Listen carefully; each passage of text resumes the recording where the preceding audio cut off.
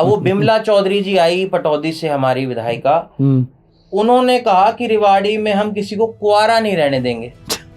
और उस बात को हमारी जो मंत्री हैं आरती यादव जी भी उसके ऊपर ठप्पा लगा रही हैं कि बिमला जी ये कह रही हैं कि कुंवारा नहीं रहने देंगे। सबसे आश्चर्य की बात जो ये है, जिसको देखकर हमारे जो उपायुक्त महोदय हैं वो भी सरप्राइज हो गए, कि जो वोटर है उसका नाम जितेंद्र है और उनके पिता का नाम भी जितेंद्र है, और जो महिला की फोटो लगी हुई है उसकी जगह, मतलब एक लिंग यहाँ लिखा हुआ है पुरुष पर महिला की फोटो है।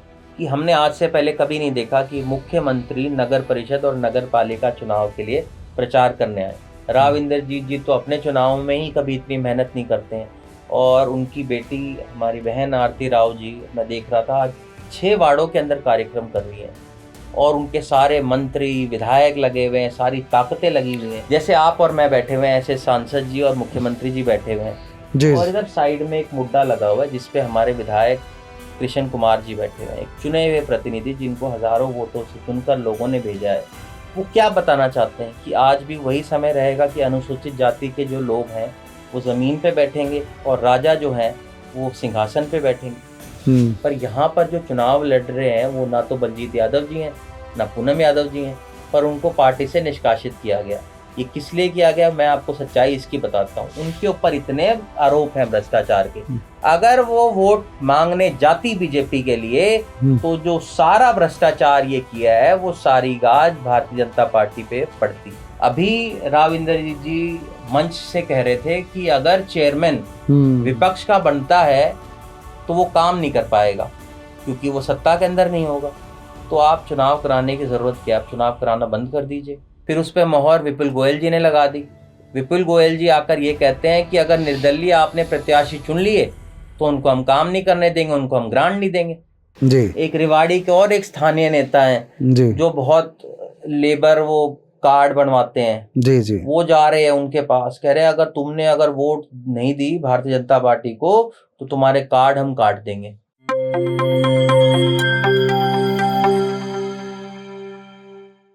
प्यारे दोस्तों, सादर अभिवादन। मैं हूं महेश कुमार वैद्य और आप देख रहे हैं एनजेपी हरियाणा।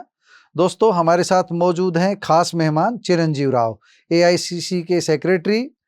कांग्रेस में सेक्रेटरी के साथ साथ सबसे बड़ी इनकी पहचान ये है, रेवाड़ी से जुड़ी हुई है। रेवाड़ी के पूर्व विधायक रहे हैं, और रेवाड़ी के पूर्व विधायक के साथ साथ इस समय जो रेवाड़ी नगर परिषद और धारवीड़ा नगर पालिका दोनों जगह जो चुनाव हो रहे हैं नगर निकायों के, उनकी कमान एक तरह से हम कह सकते हैं चिरंजीव राव ने संभाली हुई है। तो इनसे इन सभी मुद्दों पर बात करेंगे, नगर निकाय के चुनाव पर भी बात करेंगे, यहाँ के मुद्दों की भी बात करेंगे, और कितनी उम्मीद लगाकर बैठे हैं कांग्रेस के प्रदर्शन पर, इसकी भी बात करेंगे। लेकिन सबसे पहले एक बड़ा इश्यू इन्होंने आज उठाया है। डिप्टी कमिश्नर रेवाड़ी को ज्ञापन भी देकर के आए हैं, शिकायत पत्र सौंप करके आए हैं। एक मकान पर 100 से अधिक वोट बनी हुई है, तो ये पूरा विस्तार से बताएंगे। सबसे पहले तो चिरंजीव राव जी, एनजेपी के स्टूडियो में आपका स्वागत है। धन्यवाद महेश जी, आपका भी और आपके चैनल के जितने भी लोग हैं, आपके जरिए से हम अपनी बात लोगों तक पहुंचा पाएंगे। जहां तक बात आपने करी आज के हमारे इशू की, जिसको लेकर हम लोगों ने डीसी साहब से मुलाकात की। हाँ, वो क्या इशू है पूरा वो बता। आज कल मेरा कार्यक्रम था वार्ड नंबर 12 के अंदर। पहले तो वहाँ मसला ये हो गया था कि जहाँ उनका ओरिजिनल बूथ था उसको हटाकर जो वहाँ के प्रत्याशी हैं वार्ड नंबर 12 के, उन्होंने अपने घर के पास बिल्कुल नजदीक बूथ बनवा लिया। फिर वहाँ के लोगों ने अपनी खुद लड़ाई लड़ी, हमारे जिलाध्यक्ष ने लड़ाई लड़ी और उनका बूथ वापस वहीं कराया, स्कूल में जहाँ पहले हुआ करता था। अब ये सप्लीमेंट्री लिस्ट कल आई है जो निकल कर, कल ही मेरा कार्यक्रम, कल सप्लीमेंट्री लिस्ट आई वोटर्स की, मतदाता सूची। तो उन्होंने कल मुझे जब कार्यक्रम में बुलाया था, वहीं उन्होंने मुझे ये पूरी लिस्ट दिखाई, जिसमें आप देखेंगे, आपके मैं एक बार कैमरामैन को कहूंगा स्क्रीन पे भी देखते रहे। आप अगर देखेंगे हाउस नंबर, तो ये सारे 1 या 0 इसके अंदर लिखे हुए आ रहे हैं हाउस नंबर। इसमें 343 वोटें इस तरह की आई हैं जो सारी, जिनमें हाउस नंबर 1 है या कुछ में 0 है। और सबसे आश्चर्य की बात जो ये है, जिसको देखकर हमारे जो उपायुक्त महोदय हैं वो भी सरप्राइज हो गए, कि जो वोटर है उसका नाम जितेंद्र है और उनके पिता का नाम भी जितेंद्र है, और जो महिला की फोटो लगी हुई है उसकी जगह, मतलब एक लिंग यहाँ लिखा हुआ है पुरुष पर महिला की फोटो है। तो मैं आज पत्रकार साथियों को और डीसी साहब को कह रहा था, ये वो वाली बात होगी कि वोटर का नाम तो जितेंद्र है और फोटो जो है हेमा मालिनी जी की इसके अंदर लगा रखी है। उसके बाद जैसे ये खबर बाहर आई तो ऐसी ही खबर वार्ड नंबर 29 में निकल के आई। वार्ड नंबर 29 के अंदर 172 वोटें सप्लीमेंट्री लिस्ट में ऐड हुई, जिसमें से 143 वोट के अंदर हाउस नंबर 1 है। हाउस नंबर 1 है। तो मैं उपायुक्त महोदय से कह रहा था कि या तो आप इन वोटों को कटवाइए सारे को, क्योंकि ये गलत बनी हुई है, जी। या ये जो घर है 1 नंबर जी उत्तम नगर के अंदर, उसको ढाणी या गांव डिक्लेयर कर दीजिए। जी हमारे रेवाड़ी में ऐसे छोटे गांव हैं जी जिनमें 500 वोटें हैं, 600 वोटें हैं। अगर 343 वोटें एक ही घर के अंदर हैं तो उस घर का पहले तो जायजा लेना चाहिए। हम उस घर को ढूंढ रहे, हमें वो घर नहीं मिला, और 29 नंबर वार्ड में ही ये समस्या है। अभी मैं जल्दी में था तो मैं आपके पास और नहीं लेके आया, मैं आपको और भी दिखाऊंगा कि हर वार्ड के अंदर ये चीजें निकली हैं, और डीसी साहब ने प्रेस के सामने ये कहा है कि भाई इसके अंदर त्रुटि है। तो एक तरह से ये बात जो राहुल जी लगातार कह रहे थे कि वोट चोरी हुई है हरियाणा में, उसके ये सबूत है। पहले हमसे लोग कहा करते थे कि राहुल जी ये बात वोट चोरी की करते हैं, इसमें कोई तथ्य नहीं है, पर आज ये हम सबके सामने है। मतलब इससे बड़ा सबूत क्या होगा कि एक एक घर में 142 वोट, 343 वोटें होना, मतलब बड़ा इशू है। और आपको लगता है भारतीय जनता पार्टी की कहीं साजिश है इसके पीछे? पूरी साजिश भारतीय जनता पार्टी की। और एक और बात इसमें वहां के लोगों ने मुझे बताई जी कि वहां का जो बीएलओ है जी उस बूथ का, वो हमारे जो सांसद है उनके सबसे खास आदमी है। उन्होंने सांसद जी के साथ उनकी फोटो मुझे दिखाई। हम आपके पास वो फोटो भी भेजेंगे जिसके अंदर सांसद जी उसको गले मिलते हुए दिखाई दे रहे हैं। आप एक बात बताइए, एक ऐसे व्यक्ति को आप बीएलओ बना रहे हैं जो एक सांसद के खासम खास है, तो आप कैसे सोच सकते हैं कि इसके अंदर एक फ्री एंड फेयर इलेक्शन हो सकता है? तो हमने डीसी साहब से मांग करी है कि इन त्रुटियों को जल्द से जल्द खत्म किया जाए। मैंने तो ये मांग की थी उनको कि अगर ये 9 तारीख तक नहीं होता है तो इसके अंदर आप इस डेट को आगे करवाइए। और ये मामला सिर्फ रेवाड़ी का नहीं है, ये मामला 9 तारीख तक नहीं होता है तो डेट आगे इलेक्शन की। मैंने ये कहा उनसे, जी। उन्होंने कहा हम इस त्रुटि को पूरी कर देंगे। और आपको एक और बात बताना चाहूंगा, ये यहाँ का मामला नहीं है। जी। कल हमारे जो राष्ट्रीय प्रवक्ता रणदीप सुरजेवाला जी और प्रदेश अध्यक्ष राव नरेंद्र जी ने भी इसके ऊपर प्रेस कॉन्फ्रेंस करी कि ये मामला अंबाला में भी निकला, सोनीपत में भी निकला, और यही मामला रेवाड़ी में निकला, धारवाड़ा के अंदर निकला। तो मतलब इससे बड़ा वोट चोरी हो रही है प्रमाण क्या होगा? ये वोट चोरी भी करते हैं, ईवीएम चोरी भी करते हैं। और आप लोगों ने भी देखा है, पूरी प्रेस ने देखा है कि 2024 के चुनाव के दौरान जहां हमारा स्ट्रांग रूम था वहां 1.5 घंटे तक लाइट कटी रही। उसके अंदर इन्होंने क्या किया उसका आज तक हमें नहीं पता चल पाया। तो मेरा ये मानना है कि फ्री एंड फेयर इलेक्शन, जो बाबा साहब का जो एक सोच थी कि हर व्यक्ति को वोट का अधिकार मिले और एक एक वोट की वैल्यू है। आप देखिए अभी जो नतीजे आए तमिलनाडु का, मैं देख रहा था, एक एग्जाम्पल था, उसमें एक पत्रकार बता रहे थे, एक साथी नेशनल न्यूज के अंदर, कि एक एक वोट की कितनी कीमत होती है। एक डीएमके और एआईडीएमके के कैंडिडेट थे जो आमने सामने लड़ रहे थे, वहां 1,60,000 वोट पड़ी और कैंडिडेट सिर्फ एक वोट से जीता। जो कैंडिडेट जीता वो एक वोट से जीता। कितनी अहमियत, तो कितने मायने होते हैं, ये हमें दर्शाता है कि एक एक वोट की कितनी कीमत होती है। जी। तो बाबा साहब ने जब ये संविधान बनाया था तो ये सोच के बनाया था, गरीब अमीर जाति प्रजाति सब चीज छोड़ के हर व्यक्ति को एक वोट का अधिकार, समान अधिकार, अपना वोट कास्ट करेगा हो कि अपनी वोट को डाल सके। पर उसको कहीं ना कहीं ये लोग खत्म करने की तरफ जा रहे हैं। चलिए, बहुत बड़ा आरोप है, आपकी बात सरकार तक पहुंचे, डीसी के माध्यम से आप देकर के आए, निश्चित रूप से गंभीर आरोप है और इसकी जांच होनी चाहिए और दूध का दूध पानी का पानी होना चाहिए। इससे अलग हट करके हम अब आपका धारवेड़ा और रेवाड़ी में कांग्रेस का चुनाव प्रचार कहाँ खड़ा है, कांग्रेस कहाँ खड़ी है, क्या उम्मीद कर रहे हैं चिरंजीव राव? देखिए, कांग्रेस पार्टी बहुत अच्छा चुनाव लड़ रही है और मुझे लगता है कहीं ना कहीं यही कारण रहा कि हमने आज से पहले कभी नहीं देखा कि मुख्यमंत्री नगर परिषद और नगर पालिका चुनाव के लिए प्रचार करने आए। राव इंद्रजीत जी तो अपने चुनाव में ही कभी इतनी मेहनत नहीं करते हैं, और उनकी बेटी हमारी बहन आरती राव जी, मैं देख रहा था, आज 6 वार्डों के अंदर कार्यक्रम कर रही हैं और उनके सारे मंत्री विधायक लगे हुए हैं, सारी ताकतें लगी हुई हैं। घबराई हुई है भाजपा? अब ताकत इतनी लगा रही है और घबरा रही है, उसके बावजूद वोट चोरी भी कर रही है। नहीं, इससे उलट क्यों नहीं हो सकता? कांग्रेस इतनी ताकत क्यों नहीं लगा कांग्रेस सकती? पूरी ताकत लगा रही है। मैं ये नहीं कह रहा कांग्रेस ताकत नहीं लगा रही, मैं ये कह रहा हूँ वो लोग सत्ता पक्ष में है, वो ये कह रहे हैं बंगाल में हमारी इतनी बड़ी विराट जीत हुई है, हम लोग पूरे देश के अंदर जीतते आ रहे हैं, अब तो उन्होंने हर जगह अपनी सरकारें वोट चोरी से बना ली, उसके बावजूद भी मुख्यमंत्री जी को आना पड़ रहा है। मुख्यमंत्री जी धावड़ा जैसे नगर पालिका के अंदर रोड शो कर रहे हैं, क्या दर्शा रहा है? और जो भीड़ वहां पर आ रही है वो भी भाड़े पे बुलाई जा रही है, उनकी वीडियो वायरल हो रही है, आप सब लोगों ने देखा है कि किस प्रकार से लोगों को बुलाया गया पैसे देकर। तो मुझे लगता है ये बहुत ही दुखद है कि मुख्यमंत्री जी को यहाँ आना पड़ता है। और क्या मुख्यमंत्री जी को यहाँ के जो जनप्रतिनिधि हैं उन पे विश्वास नहीं है कि उनको बाहर से मुख्यमंत्री को बुलाना पड़ रहा है? और मैं अभी देख रहा था सांसद जी के घर अभी राव इंद्रजीत जी आए थे, और मुझे बड़ा दुख हुआ वो चित्र देखकर कि जैसे आप और मैं बैठे हुए हैं ऐसे सांसद जी और मुख्यमंत्री जी बैठे हुए हैं, और इधर साइड में एक मुद्दा लगा हुआ है जिसपे हमारे विधायक कृष्ण कुमार जी बैठे हुए हैं, एक चुने हुए प्रतिनिधि जिनको हजारों वोटों से चुनकर लोगों ने भेजा है। वो क्या बताना चाहते हैं कि आज भी वही समय रहेगा कि अनुसूचित जाति के जो लोग हैं वो जमीन पे बैठेंगे और राजा जो हैं वो सिंहासन पे बैठेंगे। तो आज लोग इस चीज को देख रहे हैं कि भाई किस प्रकार का मतलब सलूक एक चुने हुए प्रतिनिधि के साथ ये लोग कर रहे हैं। पिछले दिनों में हमने देखा कि हमारे चुने हुए विधायक लक्ष्मण यादव जी के बारे में किन शब्दों का प्रयोग किया, अब कितनी सच्चाई है अच्छा वो मंच पर सार्वजनिक रूप से मीडिया के सामने लक्ष्मण को पेश किया, सामने रखा कि ये मीडिया ने साजिश के तहत चला, ये राव इंद्रजीत सिंह ने कहा, और लक्ष्मण यादव ने कहा कि ऐसी कोई घटना नहीं हुई, राव इंद्रजीत ने कहा ऐसी कोई घटना नहीं हुई, मीडिया ने साजिश रची और किसी ने हमारे खिलाफ षड्यंत्र रचा, ये उनका कहावत है। मुझे बताइए आप जी महेश जी, जिस दिन टिकट डिक्लेयर हुई उस दिन हमारे विधायक जी वृंदावन चले गए जी तीर्थ यात्रा के ऊपर। उसके बाद जब चेयरमैन महोदय जो यहाँ पर प्रत्याशी है भारतीय जनता पार्टी जी उनसे बार बार पूछा गया, बार बार कहा गया कि आप धन्यवाद कर दीजिए। मैं तो आपकी बात से सहमति व्यक्त कर रहा हूँ। और हमारी जो यहाँ की जिला अध्यक्ष है भाजपा की, वो नाम लिख रही थी उनका, विधायक जी का, वो कैमरे पे भी आ रहा है, उसके बावजूद भी उनका धन्यवाद नहीं कर रही थी।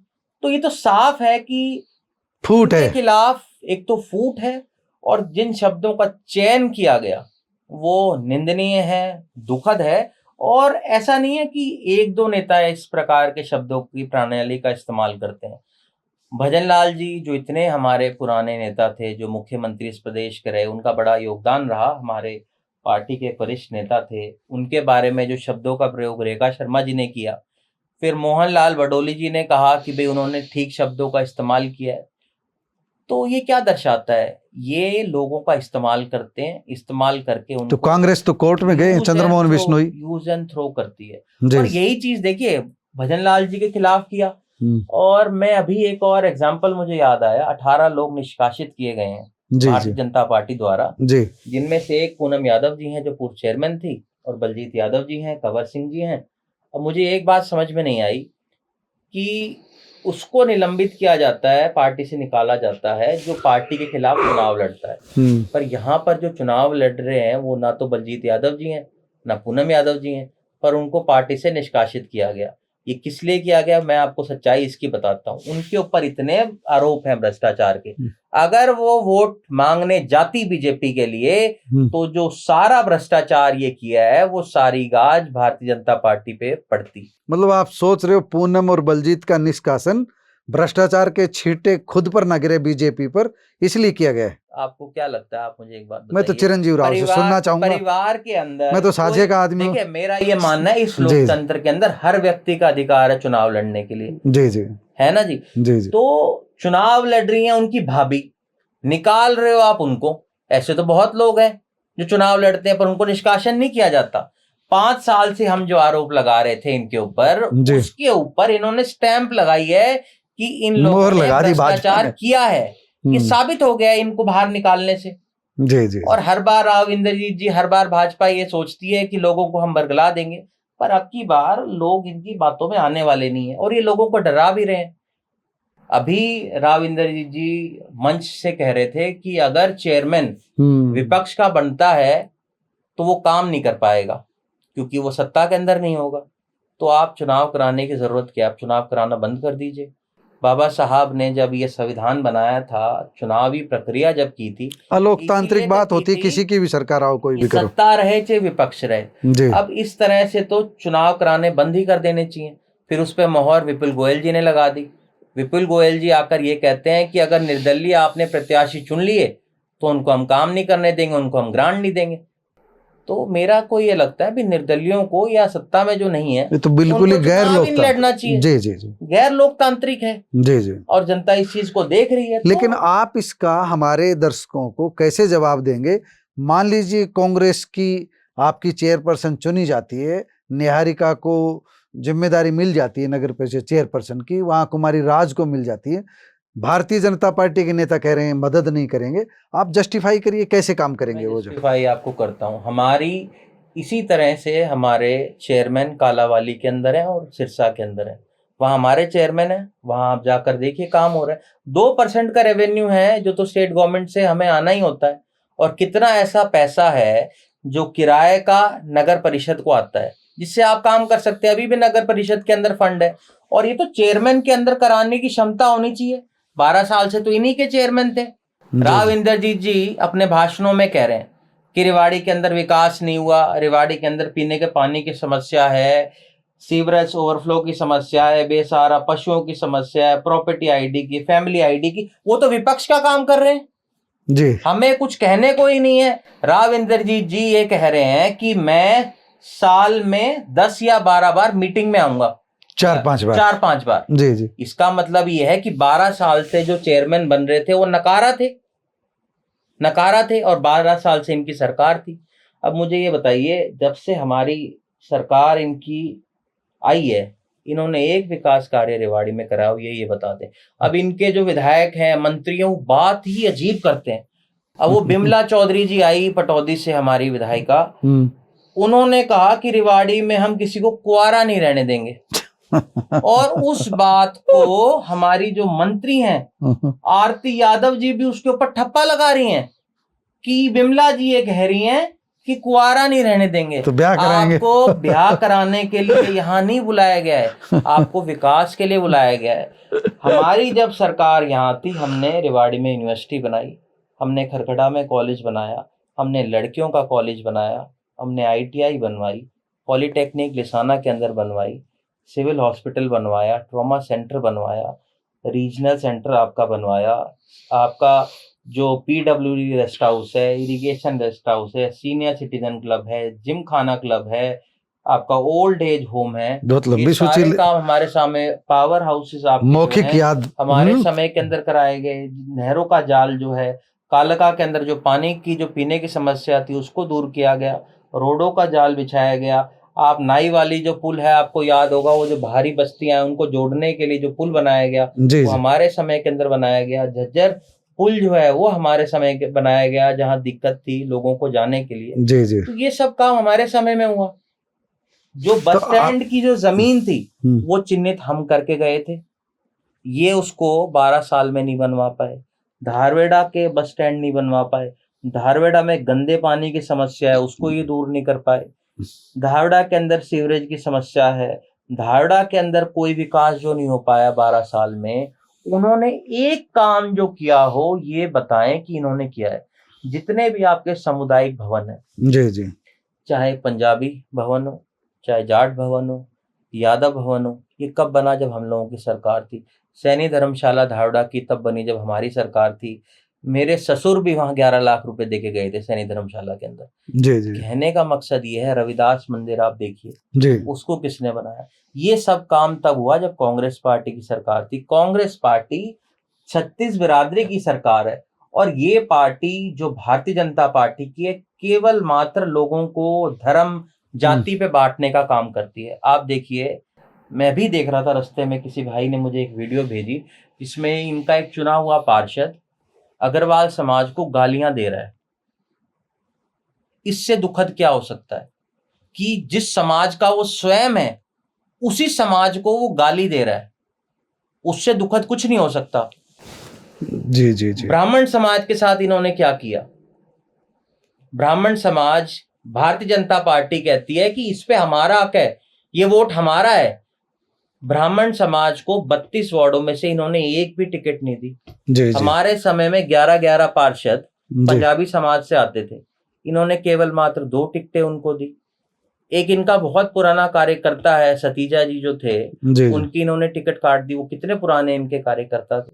आप नाम ले लेकर के चाह रहे हैं कि उधर से भी कुछ आ जाए? नहीं, नाम लेके नहीं, मैं आपको सच्चाई बता रहा हूँ। अगर मैं एक भी चीज झूठ बोल रहा हूँ तो आप बता दीजिए मैं झूठ बोल रहा हूँ। क्या इन्होंने ब्राह्मण समाज को टिकट दी है? नहीं नहीं, आप ठीक नहीं कह दी। रहे, ठीक कह रहे हैं। क्या इन्होंने पंजाबी समाज को टिकट दी है? 2 टिकटें दी सिर्फ। अगर मेरी बात में एक भी झूठ हो तो आप मुझे कह दीजिए। इन्होंने तो इतना लोगों को छला है। भाजपा वालों से पूछेंगे, आपके बाद में बिठाएंगे किसी। हाँ, उनसे आप पूछिएगा आपके सवालों। अच्छा, एक और मैं आपको बताता हूँ जी अभी आप देखिए, मुख्यमंत्री जी को रामगढ़ जाना पड़ा।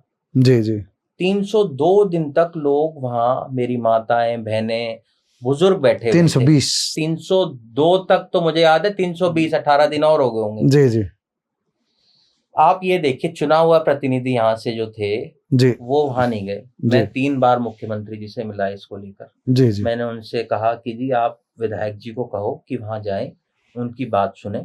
मैं भी उनके बीच में गया। हमारे आप गए थे नायब सैनी के साथ? हमारे जी, नहीं जी। नहीं, नायब सैनी जी के साथ मैं नहीं गया। शैलजा जी नहीं। गई थी, मैं आपको बताऊंगा वो बात। जी जी शैलजा जी गई, दीपेंद्र जी गए, और भी नेता हमारे, नरेंद्र जी वहां पर गए, मेरे पिता वहां गए, मैं गया। जी जी मेरी मुलाकात 15 अप्रैल को मुख्यमंत्री जी से हुई, जी जी उनके घर के ऊपर। मेरे से उन्होंने पूछा जी भी आपको कोई काम हो तो बताओ। जी जी मैंने कहा जी मेरे को आपसे कोई काम नहीं, मेरे को सिर्फ आपसे एक काम है कि ये जो रामगढ़ भगवानपुर के जो बुजुर्ग माताएं बहनें बैठी हुई हैं उनका आप समाधान करवा दीजिए। तो उन्होंने कहा कि भी मैं उनका समाधान करा दूंगा, उनको मैं ये PHC दे दूंगा, स्टेडियम दे दूंगा, या और भी कोई उनकी मांग है तो बता दो, आप वहां चले जाओ और मेरी तरफ से वहां बात रखो। मैंने कहा जी मैं ये काम नहीं कर सकता, मैं आपकी पार्टी में नहीं हूँ और मैं एक पार्टी नहीं बन सकता इसके अंदर। आप अपने विधायक को कितने दिन पहले की बात है नायब सैनी?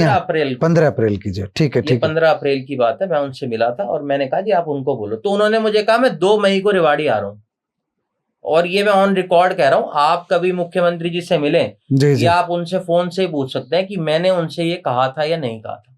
उन्होंने मुझे कहा मैं 2 मई को आ रहा हूँ रेवाड़ी और मैं इसका समाधान करवाऊंगा।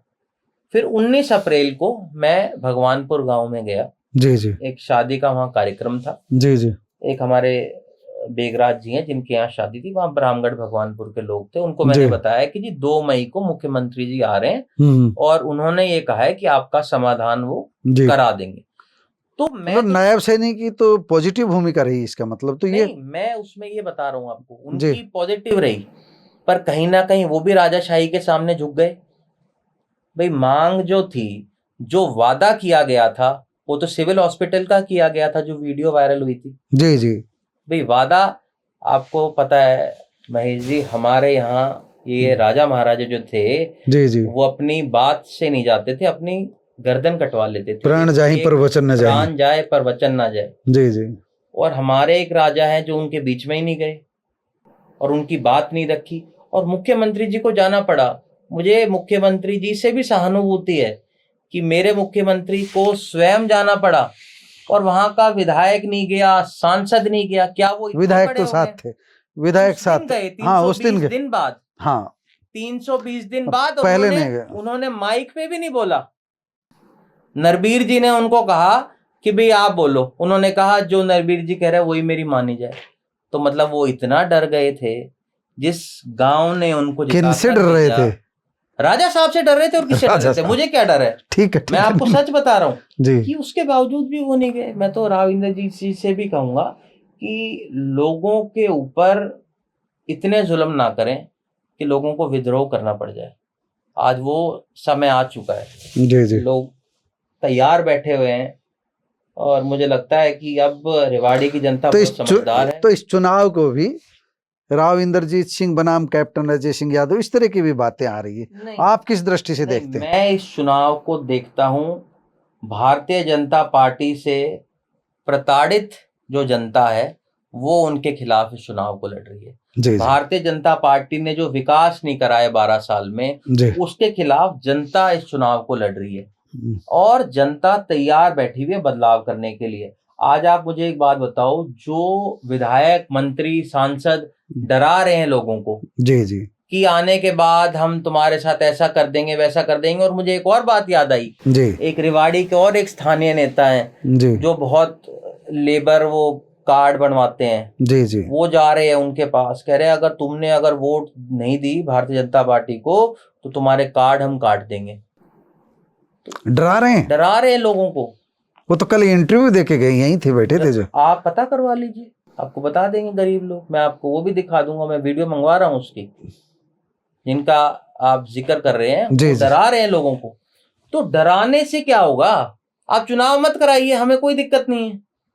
इस लोकतंत्र को आप खत्म ही करना चाहते हो तो चुनावी प्रक्रिया बंद कर दीजिए आप, वरना सुचिता से होने दीजिए। वरना इस चुनाव को free and fair election, I think democracy के अंदर it is the most important thing that there should be a free and fair election. Everybody should have the right to vote independently without any force. Without any force, पर यहाँ force का इस्तेमाल हो रहा है।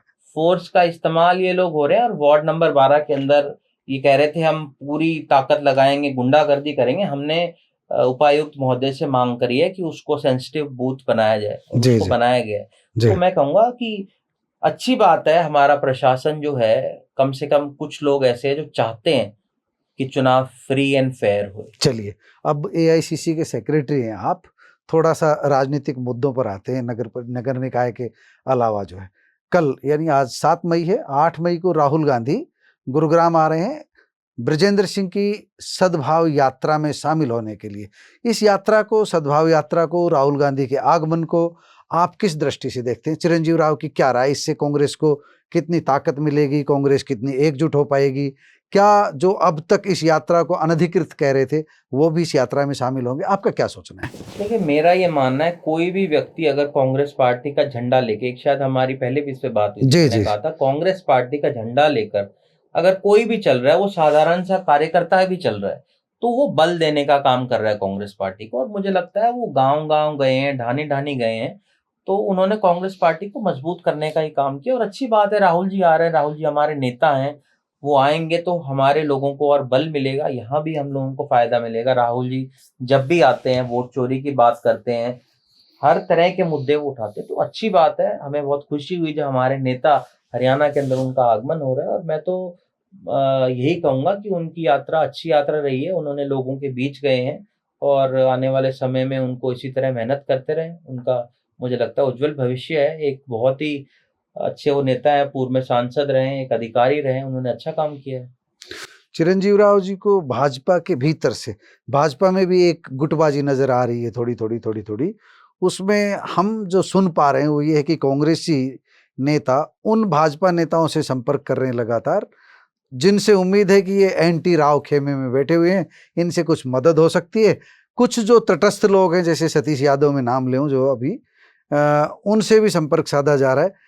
कांग्रेस की रणनीति आपकी गोपनीय हो सकती है, लेकिन क्या सतीश यादव जैसे नेता पार्टी की मदद में जुटे हुए हैं क्या? देखिए, मैं तो ये कहूँगा, जितने भी भारतीय जनता पार्टी के लोग हैं या विपक्ष के लोग हैं जो चाहते हैं रेवाड़ी के अंदर बदलाव हुए, मैं अभी डोर टू डोर कर रहा था तो हर व्यापारी ये कह रहा था, भाई अब की बार हम बदलाव लाएंगे, अब की बार हम बदलाव लाएंगे। देखिए, आपने 12 साल इनको देख लिया है। जी जी। भारतीय जनता पार्टी के भी ऐसे लोग हैं जो पुराने भाजपाई थे। आज क्या है कि पुरानी भाजपा तो अलग ही रह गई है, जी। एक नई तरह की भाजपा है, जिन्होंने मलाई खाई कांग्रेस में, फिर वो चले गए भारतीय जनता पार्टी में, वो अब यहाँ मलाई खा रहे हैं, और वो अब भारतीय जनता पार्टी को धीरे धीरे करके जड़ से खत्म करते जा रहे हैं और अपने आप को स्थापित करते जा रहे हैं। तो उन लोगों का जो दुख है, जो दर्द है, हम भी समझ सकते हैं। हमने किसी से बात नहीं करी, पर हाँ, ये जरूर है कि लोगों का मन है, लोगों का हमें पता चल पा रहा है कि अंदर खाते ऐसा है कि कुछ लोग चाह रहे हैं कि सबक कुछ लोगों को सिखाया जाए जो लोकतंत्र में विश्वास नहीं रखते और थोपने का काम करते हैं। अब देखिए, आप यहाँ की जो इन्होंने प्रत्याशी चुनी है जी, विनीता पीपल हमारी जो बहन है जी, उसके ऊपर, उनके ऊपर 400 BC का आपराधिक मामला दर्ज है और वो कोर्ट में विचाराधीन है। जी जी। आप एक बात बताइए, आप ऐसी बहन को टिकट दे रहे हैं जिसके ऊपर ऐसा मामला चल रहा है, आपको क्या कोई स्वच्छ छवि की हमारी कोई हम्म, बहन नहीं मिली रेवाड़ी के अंदर, कोई ऐसी पुरानी कार्यकर्ता नहीं मिली रेवाड़ी के अंदर जिसको वो यहाँ पर लेके आए। आपने पहले ही पूनम यादव जी को निकाल दिया, उनको हमने देखा किस प्रकार से उनका इस्तेमाल इन्होंने किया, फिर उनको हटा दिया। आने वाले समय में ये इसी तरह लोगों का इस्तेमाल करके उनको बाहर का रास्ता दिखा देते हैं। तो मेरा जो आपके चैनल से ये सब लोगों से, रेवाड़ी की जनता से ये मेरी तो प्रार्थना है कि हमारे कैंडिडेट को आप जिताएं। रेवाड़ी में भी, धारवाड़ा में भी हमारी दोनों बहनें, और जो महिला अधिकार की बात भारतीय जनता पार्टी करती है, महिला आरक्षण की बात जो भारतीय जनता पार्टी करती है, उसको पूरा करने का काम हमारी कांग्रेस पार्टी ने किया है। 5 में से 4 हमारी बहनों को टिकटें दी हैं, और रेवाड़ी में दोनों टिकटें हमारी बहनों को दी है, नगर पालिका की भी, नगर परिषद की भी। तो उम्मीद है कि नारी शक्ति वंदन आपकी तरफ वंदन होगा। नारी शक्ति नहीं, हम ये चाहते हैं कि जो नारी हैं वो आगे आए, जी और वो जब अपने घर को संभाल सकती हैं जी जी। तो वो सत्ता भी संभाल सकती हैं, इस देश को भी संभाल सकती हैं। कांग्रेस से कौन कौन बड़े नेता हम अगले 2-3 दिन में देख सकते हैं, क्योंकि 8 तारीख को तो चुनाव प्रचार बंद ही हो जाएगा, कौन कौन आ सकते हैं? देखिए, शैलजा जी आई थी पिछले दिनों में, जी, जी। अशोक अरोड़ा जी आए थे, जी जी कुलदीप शर्मा जी आए थे, आज दीपेंद्र हुड्डा जी आ रहे हैं जी जी आज के कार्यक्रम के अंदर। और कल हमारा जो कार्यक्रम होगा वो शहर के अंदर, हम जितने भी हमारे वार्ड हैं वहां पर हम डोर टू डोर करेंगे, लोगों के बीच में जाएंगे, क्योंकि ये इलेक्शन जो है आखिरी जो वोटर है उसके पहुंचने तक का वोटर है। मेरा ये मानना है कि सबसे बड़ा हमारा जो स्टार प्रचारक इस चुनाव के अंदर है वो हमारा आम वोटर है, हमारे जो आम लोग हैं जो बदलाव चाहते हैं। तो जी। उसके लिए हम लोग इसको कर रहे हैं, और हमारे पास ना तो धन बल है, ना हमारे पास प्रशासन की ताकत है, हमारे पास तो आम लोगों की ताकत है जिससे हम इस चुनाव को जीतेंगे। ठीक है चिरंजीव राव जी, लास्ट सवाल है, रेवाड़ी और धारूहेड़ा दोनों को लेकर के कितनी उम्मीद है कांग्रेस की जीत की, कितनी संभावना मान रहे हैं, वार्डों की भी टोटल स्ट्रेंथ में कांग्रेस कहाँ खड़ी है? बस ये इसका एक आपका अनुमान बता दीजिए कहाँ खड़ी है। देखिए, मेरे को पूरी विश्वास है कि हम लोग इस चुनाव को जीत के आएंगे, चाहे ये वोट चोरी कर लें, चाहे ये धन बल का इस्तेमाल कर लें, चाहे ये प्रशासन की ताकतें लगा ले, हम जीत के आएंगे। पर जो चीजें मैंने आपको दिखाई हैं, जी जी अगर इसी तरह का हाल अगर रहा जी जी और इसी तरह की इन्होंने ताकतें लगाई तो मुझे लगता है ये बहुत दुखद रहेगा। पर जी। इसके बावजूद भी हम चुनाव जीतेंगे, क्योंकि जनता ने ये फैसला कर लिया है कि जितनी ये चोरी कर ले, हम इतनी वोटों से डब्बों को भर देंगे कि इनकी जो चोरी है वो भी छोटी रह जाएगी। वो भी छोटी रह जाएगी। दोस्तों, आपने चिरंजीव राव की बातें सुनी, सीधा सीधा इन्होंने आरोप लगाए, आरोप नहीं बल्कि तथ्यों के साथ ये बताया है कि ये दस्तावेज है हमारे पास, अगर इस तरह वोट चोरी करके इलेक्शन को कैप्चर करने की कोशिश की गई तब तो डेमोक्रेसी में क्या बचेगा, फिर इलेक्शन की ज़रूरत ही क्या है। इनकी बात सुनी जानी चाहिए। डिप्टी कमिश्नर को देकर के आए हैं ज्ञापन, लेकिन इन्होंने जो आरोप लगाए हैं वह बेहद गंभीर आरोप लगाए हैं। उन आरोपों की जांच जरूरी है लोकतंत्र के लिए, लोकतंत्र की मजबूती के लिए। दोस्तों इस वीडियो को लेकर के आपकी प्रतिक्रिया का हमें इंतजार रहेगा। आपको यह वीडियो कैसी लगी, चिरंजीव राव की बातें आपको कैसी लगी, कमेंट बॉक्स में जाकर बताइएगा जरूर। नमस्कार, धन्यवाद।